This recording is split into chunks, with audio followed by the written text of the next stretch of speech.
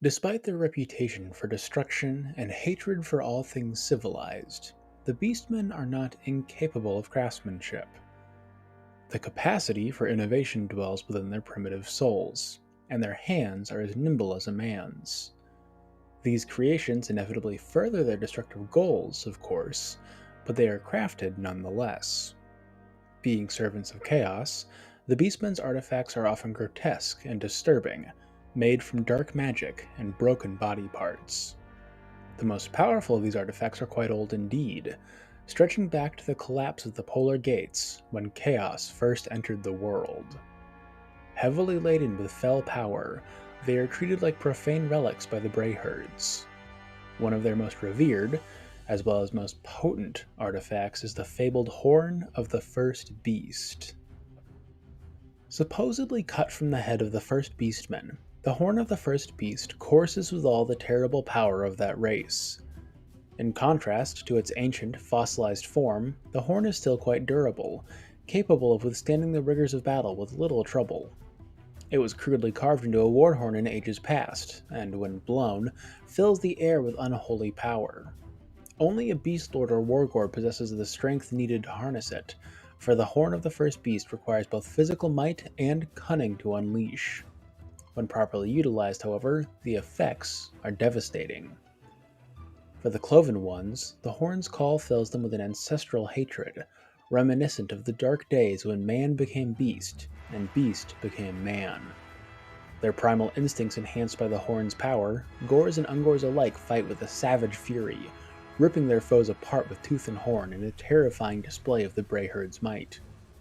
To men, however, the Horn's call is a reminder of the days before Sigmar's empire, when they were little more than prey for the children of chaos.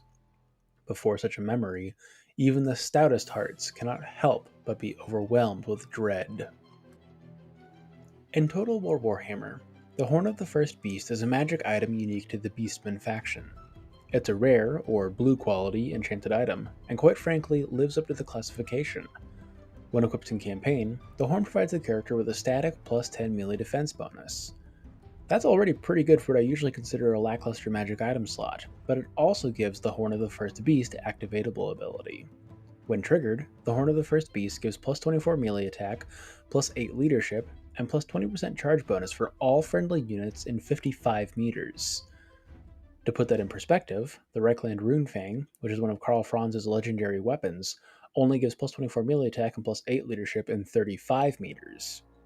Needless to say, this is an excellent ability, especially considering the Beastmen's average to below average leadership and high charge bonus. The Horn nicely mitigates one of the Beastmen's weaknesses, while complementing one of their strengths.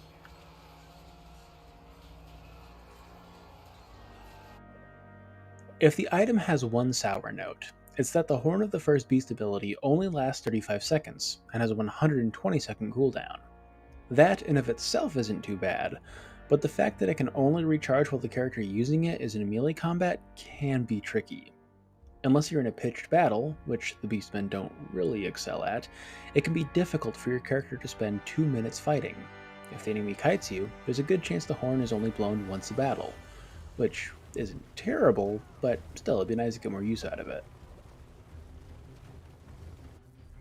The Horn of the First Beast has even made its way into multiplayer battles. Beast Lord characters can equip it for 200 gold in the selection screen. As with all magic items, the Horn leaves the static plus 10 melee defense bonus behind on the campaign map, but you can still get the Horn of the First Beast special ability. I doubt this makes the Beast Lord a competitive choice in the face of lords like Malagor, Morgr, and Torox, but it's still a nice, fluffy option with surprising utility you can bring if you want a Beast Lord character for some reason. With the Total War section complete, we have come to the end of our overview of the Horn of the First Beast. As a generic magical item unassociated with any named character, the artifact's history is unfortunately short, but it does still make a pretty good showing in Total War Warhammer. I would also like to apologize for the tardiness of this video. I was initially working on another one, the long-awaited second part of my Beastmen Around the World series, which is still in development. That project in turn became the starting point for 5 lore-accurate army videos, each centered around a different kind of Beastmen tribe, but those take forever to properly test. It was in the process of testing one of those builds that I stumbled upon this item, and decided to share its history and stats with everyone while you all waited for more anticipated projects. That's all for today, however, so until next time, this has been Sigmar Estrozen, signing off for now.